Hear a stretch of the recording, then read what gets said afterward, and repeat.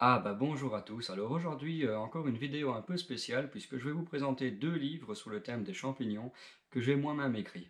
Alors ne vous attendez pas à deux briques de 365 pages sur les morilles ou sur les cèpes de Bordeaux.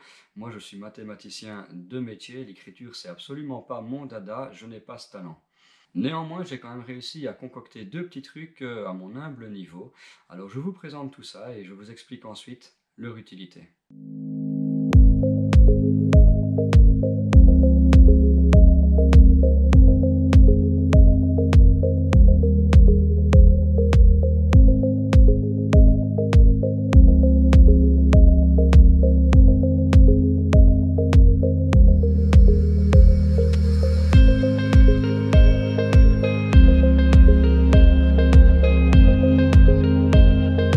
Il s'agit d'un livre de coloriage principalement destiné aux enfants et un carnet de notes pour les passionnés d'archives, de souvenirs et d'analyse. Honneur aux enfants, je commence par présenter le livre de coloriage que voici. Alors, c'est un carnet avec une trentaine de dessins dans lequel on retrouve les champignons les plus connus, comme ici, des dessins un peu fantaisistes comme ceci, et des autres un peu plus difficiles. À la base, j'avais juste fait quelques photocopies de dessins de champignons pour que ma fille commence comme ça à s'imprégner du monde fongique. Et ma femme a eu la bonne idée de me mettre en tête d'en faire un carnet que je pourrais proposer aux autres. Et donc, grâce au congé forcé du premier confinement, j'ai mis celui-ci en place. Le but principal est vraiment de faire découvrir notre passion à nos enfants, de les imprégner dès le plus jeune âge avec l'espoir que plus tard ils aiment ça, nous suivent et prennent la relève, comme ma mère l'a fait avec mon grand-père et comme je l'ai fait moi-même avec ma maman.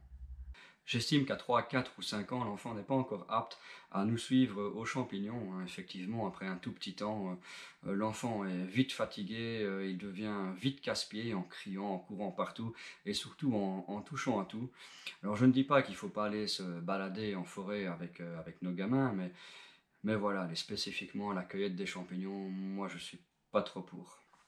Donc, un livre, moi je trouve ça pas mal, c'est une bonne idée. En plus, à ma connaissance, ça n'existe pas, donc je l'ai créé. Allez, je vais vous parler du livre suivant et ensuite je reviendrai sur le prix de ce livre-ci et de comment se le procurer. Le second ouvrage est un carnet de notes à remplir, hein, comme ceci, on va dire un journal de cueillette. Je l'ai fait en deux exemplaires, en noir et blanc en intérieur et en couleur.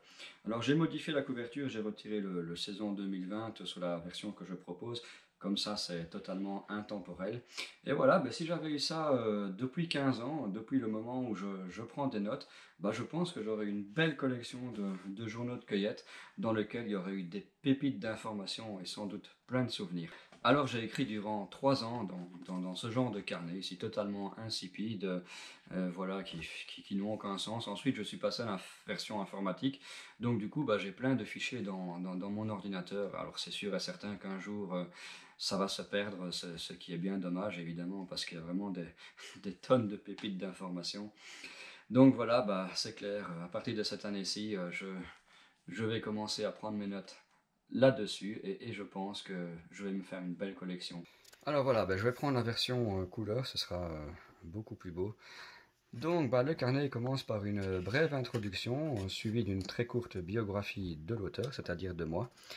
Et ensuite j'y présente mes 15 champignons préférés. Alors c'est pas une encyclopédie, hein, loin de là, hein, mais bon, ça reste du remplissage utile. Alors vient ensuite le moment où c'est à vous de jouer, à vous de compléter.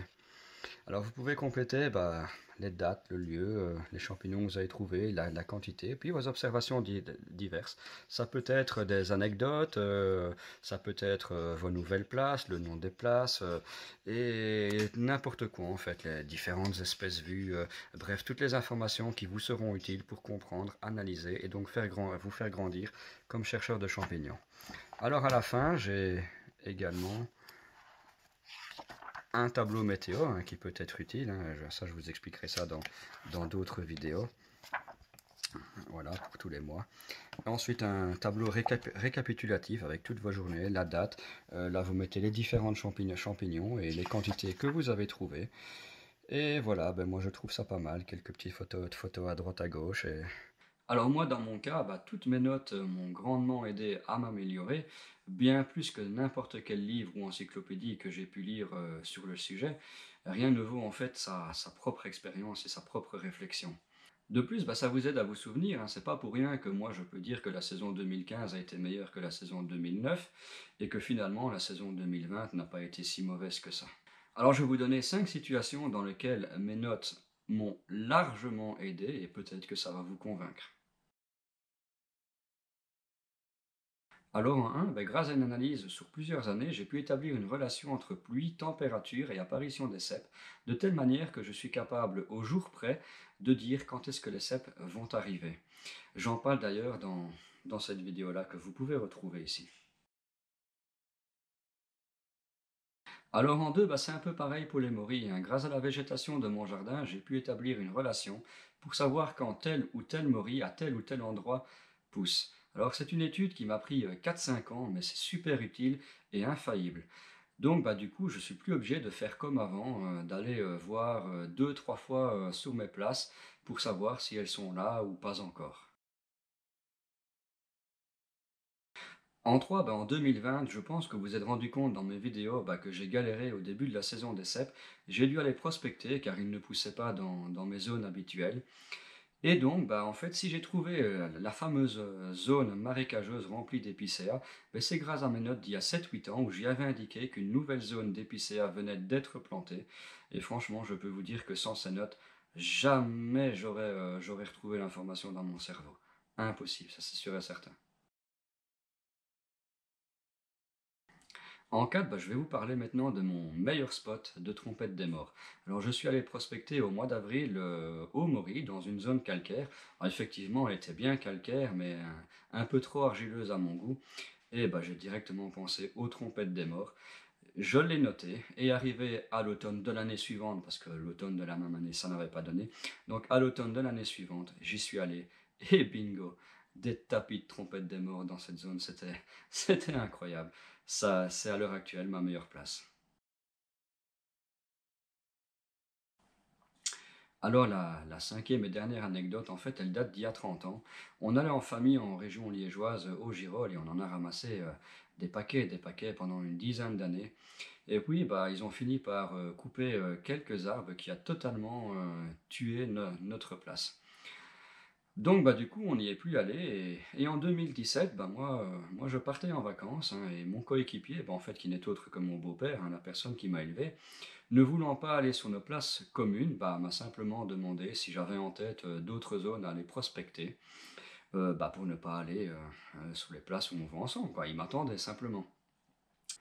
Alors, du coup, je lui ai rappelé cette place et je lui ai soumis l'idée que depuis tout ce temps, le système mycélien a dû se remettre en place et qu'il n'était pas impossible qu'il y ait de nouveau des girolles. Et il se souvenait plus de l'endroit en fait. Et moi, quand j'avais entre 16 et 20 ans, je m'amusais à faire des photocopies des cartes IGN qui étaient sorties dans un journal national chez nous, le Vers l'Avenir. Et dans les bois, je m'amusais comme ça à pointer, à mettre une petite croix aux endroits où on trouvait des champignons. Et donc, il m'a fallu simplement 2 minutes 30 de recherche dans mon grenier pour trouver cette carte et lui indiquer exactement l'endroit.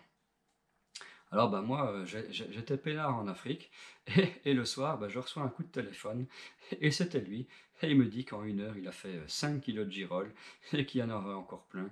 Moi, évidemment, j'étais dégoûté, mais j'étais à la fois hyper content, parce que sans cette note, sans cette carte, jamais on n'aurait retrouvé l'endroit. Moi, j'étais trop jeune pour m'en souvenir, et lui ne s'en souvenait plus, donc voilà.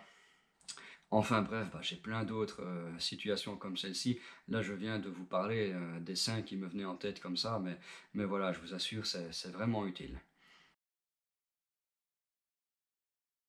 Alors maintenant, parlons un peu du prix, hein. Donc je reprends ici mon carnet de coloriage. Lui, il est à 5,99 €. Mon journal de cueillette en couleur, lui évidemment, il va être un peu plus cher du fait de la couleur. Il est à 13,99 €.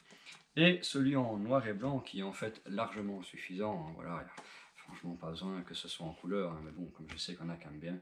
Voilà, celui en noir et blanc, il est à 7,99 €. Voilà, je vais vous expliquer maintenant comment est-ce qu'on peut se le procurer. Alors, où les trouver? Sur Amazon. Alors vous allez me dire: «Oui, pourquoi encore Amazon?» Tout simplement, c'est une question de prix, hein. Si j'avais dû aller chez un imprimeur, j'aurais dû en imprimer 500 exemplaires pour afficher un prix, réaliste. Et ça, c'était impossible, hein. Sans être sûr de ce que j'allais vendre, je peux pas faire cet investissement et risquer de mettre ma famille en difficulté. Ça, c'est impossible. Donc Amazon, c'est génial. Amazon me permet en fait de faire de l'impression à la demande, hein. Je vends un exemplaire, Amazon m'imprime en exemplaire. Et voilà, j'ai un exemplaire de bénéfice. Maintenant, si je vends 100 exemplaires, Amazon m'en imprime 100 et je fais 100 exemplaires de bénéfice, avec un bénéfice totalement proportionnel, que j'en vende un ou que j'en vende 1000. Voilà, c'est pas comme chez un imprimeur conventionnel, sinon franchement les prix auraient été largement plus exorbitants que ça. J'ai vraiment essayé de faire quelque chose de totalement démocratique. J'ai comparé les prix dans les boutiques, notamment du carnet de coloriage, c'est vraiment, on est dedans, quoi. Voilà, je n'exagère pas du tout. Alors, je vous mets les liens de ces 3 livres dans ma description. J'espère que je vous ai convaincu et que vous passerez à l'action. Vraiment, ça m'encourage à continuer à proposer du contenu comme ça et pourquoi pas d'autres choses un peu plus tard. Allez, je vous laisse en vous promettant que la prochaine vidéo, on parlera de Maury, hein. Mine de rien, on est déjà début février et le temps passe très vite, hein. On y sera très très vite, en espérant que la situation sanitaire s'améliore et que cette année-ci, on puisse y aller au Maury.